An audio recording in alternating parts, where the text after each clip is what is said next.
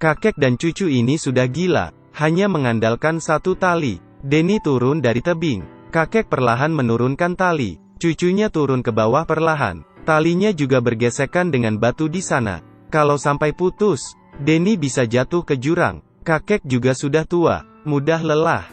Untungnya, Denny sampai tujuan. Ia menendang batu, lalu mulai gemetar. Kakek terguncang, hampir jatuh. Dengan cepat menarik tali, tak lama, Denny sampai ke sebuah batu. Kenapa dia ada di sini?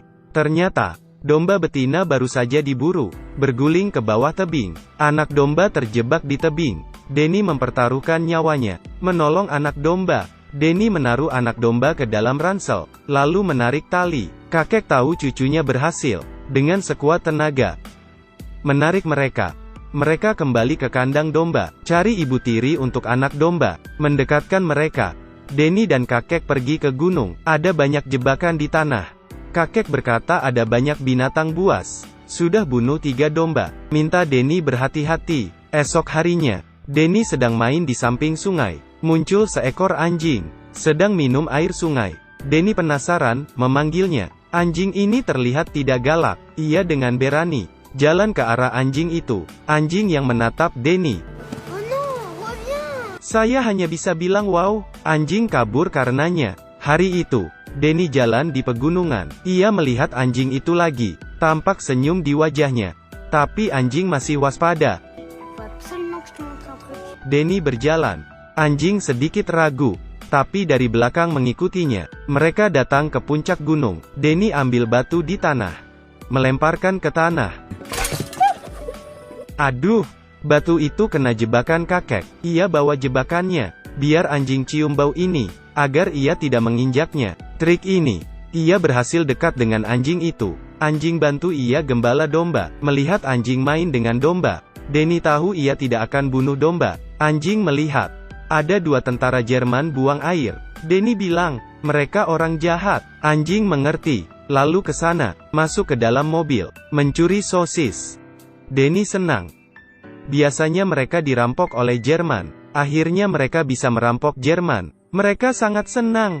Anjing berguling di rumput. Denny tertawa bahagia. Mereka menemukan tempat indah. Denny menunjuk. Amerika ada di belakang gunung itu. Ibunya ada di sana. Karena perang, ia jadi sebatang kara. Ayah ibunya sudah meninggal. Kalau tidak ada perang, Denny bisa dapat kasih sayang dari orang tuanya. Bisa pergi sekolah, bermain dengan teman kelas. Anjing mengerti perasaannya. Ia menjilat tangan Denny.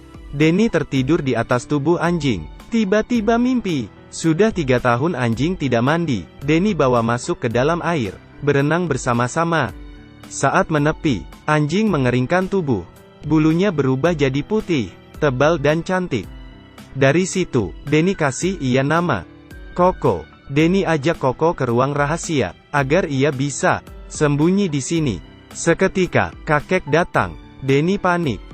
Takut dilihat kakek. Koko akan bahaya. Kakek lihat perilaku Denny aneh. Sedikit curiga. Kakek mengabaikan Denny, bergegas masuk. Tapi tidak melihat apa-apa. Ternyata Koko ada di dalam lubang. Kakek bawa Denny pulang. Suruh dia urus peternakan. Denny tidak niat kerja. Saat kakek mabuk, Denny pergi keluar. Bersama Koko menangkap ikan. Seketika ada rusa dan suara tembakan. Mereka segera ke sana. Tidak peduli siapa orangnya. Ia ingin beritahu jangan bunuh rusa. Denny kesal. Ia ambil batu, lari ke arah mereka. Meskipun ia berani, tapi di depannya adalah tentara Jerman. Denny didorong ke tanah. Di sini, Koko keluar, mendorong tentara, menggigit lengannya. 1 tentara lagi menembak. Untungnya Koko selamat. Pistol tentara nyangkut. Tak lama, Koko kabur. Masalah ini buat Jerman malu. Itu adalah binatang buas. Mereka akan pergi berburu. Membentuk tim. Denny dan kakek juga ada. Di saat ini, Denny kabur.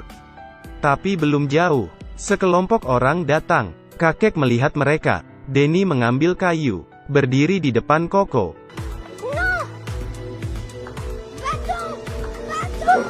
Kakek membawa Denny pulang. Ia dikurung. Tak lama, mereka melihat Koko. Koko tertembak. Untungnya, tembakan kedua mengenai batu. Hari sudah malam.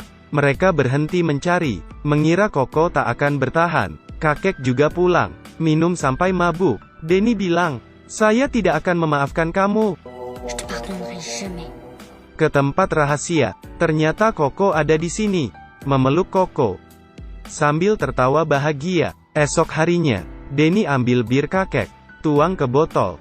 Botol bir diisi dengan air putih. Lalu ia pergi untuk mengobati luka Koko. Denny tuang bir ke kain, pelan-pelan bersihkan luka. Koko kesakitan. Denny menenangkannya. Saat menyentuh dahi Koko, ia sadar, Koko demam. Denny pergi ke dokter, minta bantuan. Tapi dokter tahu, yang terluka adalah binatang buas. Ia tidak ingin bantu. Denny mengancamnya, kalau tidak bantu, ia akan bongkar dokter menyelundupkan orang-orang Yahudi. Tak ada cara lain, dokter membantunya. Ia bawa obat, disuntikkan ke Koko. Denny cari titik luka, dan menyuntiknya. Malam itu, tiba-tiba ada serigala. Mereka mengelilingi domba. Dokter yang lihat, menghentikan mereka. Di saat ini, Koko keluar. Dengan berani melawan serigala. Dokter ingin tolong. Tanpa sengaja kesandung, Koko mengusir serigala. Dengan berani, serigala menyerah. Satu demi satu ekor pergi. Di sini Koko bengong melihat dokter di sana menaiki kereta luncur. Koko datang, membantunya dengan menarik kereta luncur itu pulang ke rumah Denny. Dokter beri bukti. Belle a fait fuir les loups. C'est eux qui mangeaient tes moutons. Kakek paham, ia salah paham. Tu m'as appelé belle?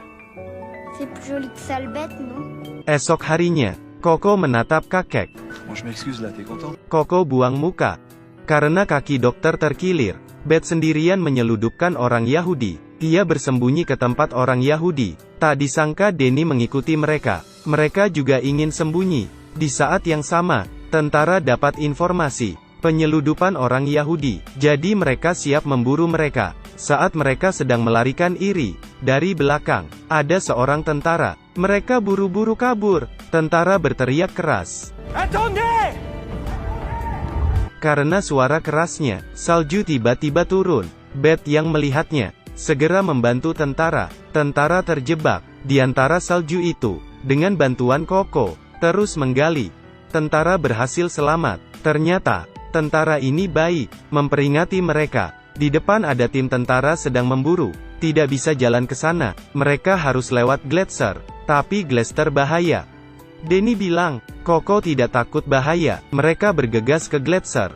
Dengan cepat, datang ke suatu tempat. Di sini hanya ada satu jembatan es kecil. Beth duluan berjalan, perlahan melewati jembatan. Ia berhasil.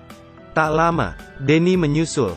Tinggal Koko. Tapi ia tidak berani lewat. Denny menyemangatinya. Koko mulai jalan. Tanpa sengaja Koko tergelincir.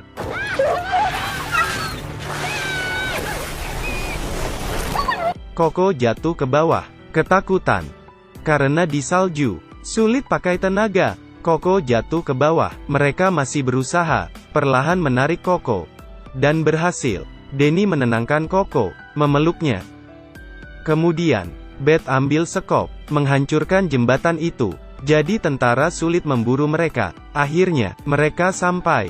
Berhasil lolos. Koko adalah penolong mereka. Kakek dan Beth memutuskan tidak kembali. Mereka ingin berjuang bersama. Denny di sini sendirian, tapi tidak benar-benar sendiri. Masih ada Koko. Pemandangan di Gunung Alpen indah, serasa surga. Tidak bisa lepas dari perang. Untungnya mereka baik dan berani. Bicara tenang, binatang buas. Kedamaian hari ini sulit didapatkan. Kita juga harus baik dan berani. Jaga ia baik-baik.